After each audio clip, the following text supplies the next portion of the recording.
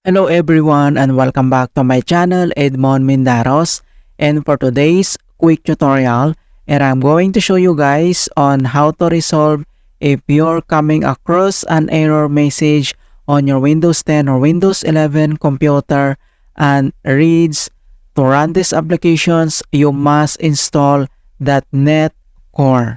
Kung paano ba natin ito i-fix, and without further ado, and let's go ahead. So all you have to do is to open up on a search menu, and dito sa search for apps, so kailangan mo lang i-type dito yung turn Windows features on or off. So i-click mo lang dito yung open and pop up itong Windows feature settings.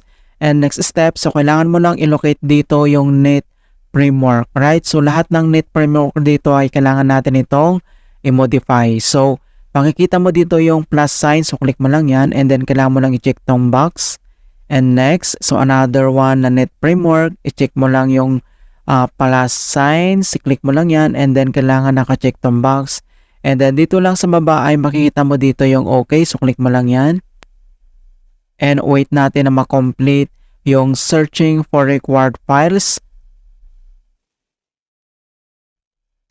And after ma-complete yung applying changes, so makita mo dito na Windows completed the requested changes, and then close lang natin to. And other solution na pwede natin gawin, so dito lang ulit sa search menu and dito sa search for apps, so type mo lang dito yung CMD or ito yung tinatawag na command prompt, and then kailangan mo lang mag right click and select mo lang dito yung run as administrator.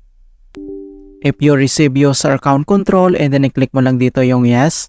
And dito sa administrator command prompt ay kailangan lang natin i-enter tong command keyword na dsym /online /cleanup image /restore health, and then copy lang natin yan. And next step, so dito lang sa taas kailangan mo lang mag right click and select mo lang dito yung edit, and then click mo lang dito yung paste, or pwede mong gamitin yung keyboard shortcut na Ctrl+B, and then click mo lang yan.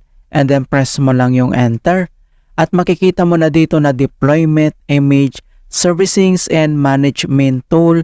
So dito ay kailangan lang natin hintay na makomplete ang verifications into 100%.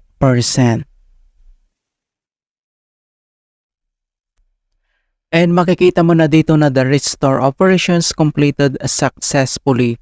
And next command keyword na kailangan natin i-enter ay type mo lang yung command keyword na sfc /scan now.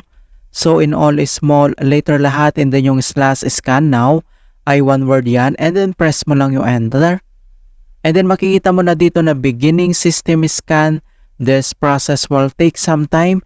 Beginning verification space of system scan.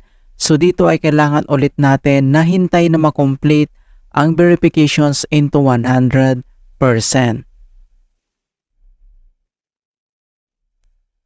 And finally, verifications 100% complete. And next step, so close lang natin tong CMD at dito lang si start menu at kailangan mo lang mag-restart. Okay, click mo lang yan. Alright, so ganoon lang po kasimple on how to fix to run these applications you must install .NET Core.